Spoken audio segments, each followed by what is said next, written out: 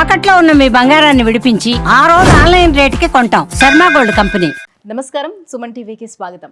2025 సంవత్సరం నవగ్రహాల స్థితిగతులు ఎలా ఉన్నాయి, ద్వాదశ రాశుల వారికి ఎటువంటి ఫలితాలని అందజేస్తున్నాయి, ఈ విషయాన్ని తెలియజేసేందుకు మనతో పాటు ఉన్నారు ప్రముఖ జ్యోతిష శాస్త్ర పండితులు, శ్రీచక్రపీఠ వ్యవస్థాపకులు బ్రహ్మశ్రీ ప్రదీప్ జోషి గారు. గురుగారు నమస్కారం. శ్రీమాత్రే. గురుగారు, 2025 సంవత్సరం మరి మకర రాశికి ఎలా ఉండబోతుంది? ఏలినాటి శని వెళ్ళిపోతుందనే ఆనందంలో వాళ్ళు ఉంటున్నారు. సో ఇక్కడ నుంచైనా వాళ్ళకి బాగుంటుందా? శ్రీ గురుభ్యో నమః. శ్రీమాత్రే. మకర రాశి వాళ్ళ జన్మ రాశ్యాధిపతి శని. మొన్నటి వరకు ఏలినాటి శని ఉండే 7.5 సంవత్సరాల శని దూరం అయిపోతుంది.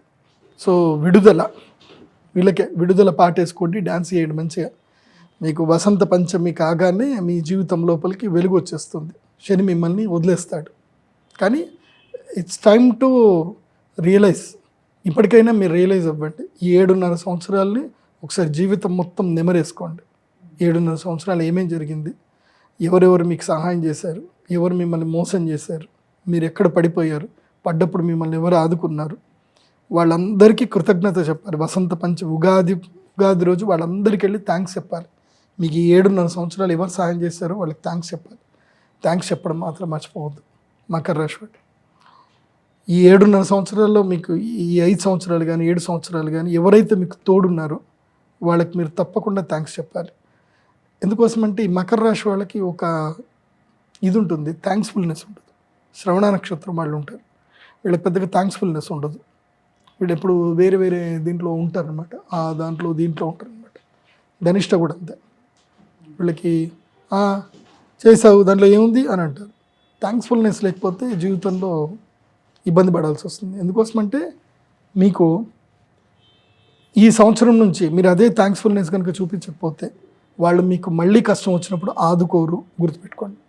ఎందుకోసమంటే వసంత పంచమి అవుతూనే మీకు ఏలినాటి శని అయిపోయినా కానీ పెద్దగా సపోర్ట్ ఏం చేయడు. 4వ ఇంట్లో ఇప్పుడు 2వ ఇంట్లో గురువు దాటాడే అనుకోండి, 3వ ఇంట్లోకి వెళ్తాడు. 3వ ఇంట్లోకి వెళ్తే ఏముంటుంది, మా అంటే మీకు స్థిరాస్తులు యోగం కలిగిస్తాడు, తర్వాత ధైర్యము సాహసం కల్పిస్తాడు, మొండితనం కలిగిస్తాడు, ఇదంతా చేస్తాడు. కానీ గురువు వెళ్ళిపోతున్నాడు.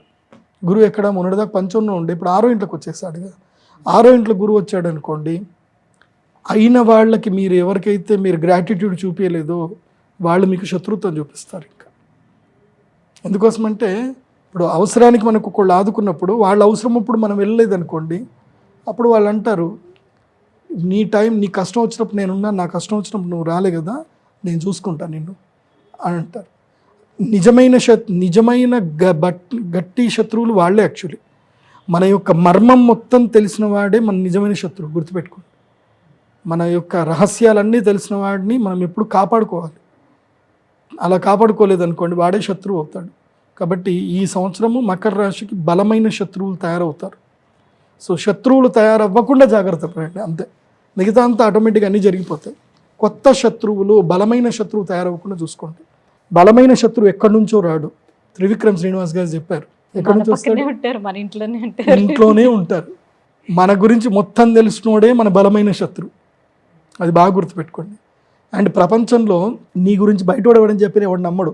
నీ ఇంట్లో చెప్పారనుకో, అది ఎంత పెద్ద అబద్ధం అయినా సరే నమ్మేస్తారు. అందుకోసమంటే మీ ఇంట్లో చెప్పారుగా నీ గురించి అని అంటారు. సో మీ ఇంటి వాళ్ళే మీకు శత్రువులు అవుతారు, జాగ్రత్తగా ఉండండి. మరి ఇంకా ఎలాంటి దైవపరంగా ఎటువంటి పరిహారాలను పాటించాలి, వీళ్ళు ఏం చేయాలి? థ్యాంక్స్ఫుల్నెస్ is most important to Makar రాశి. థ్యాంక్స్ఫుల్గా ఉండండి, ప్లెజెంట్గా ఉండండి. మెయిన్గా ఏంటంటే ఈ సంవత్సరము రాజశ్యామల యాగం చేయండి వసంత పంచమికి. మీరు అక్షయ తృతీయ యాగం చేసినా చేయకపోయినా మీ గురువు అయితే సపోర్ట్ చేయడు. కాబట్టి వసంత పంచమి రాజశ్యామల యాగం అయితే చేయండి. దానివల్ల నెగిటివ్స్ పోయి కొంచెం మేలు జరుగుతుంది, శత్రు భయం రాకుండా ఉంటుంది. రాజశ్యామల యాగం చేయండి. ఆషాఢ మాసములో ఆషాఢ అమావాస్య రోజు బగలాముఖి తంత్ర సాధన తప్పకుండా చేయండి. ఎవరు? మకర రాశి వాళ్ళు. గురుగారు, 2025 సంవత్సరం మరి మకర రాశి వారికి ఎలా ఉండబోతుందన్న విషయాన్ని తెలియజేసినందుకు ధన్యవాదాలండి. శ్రీమాత్రే.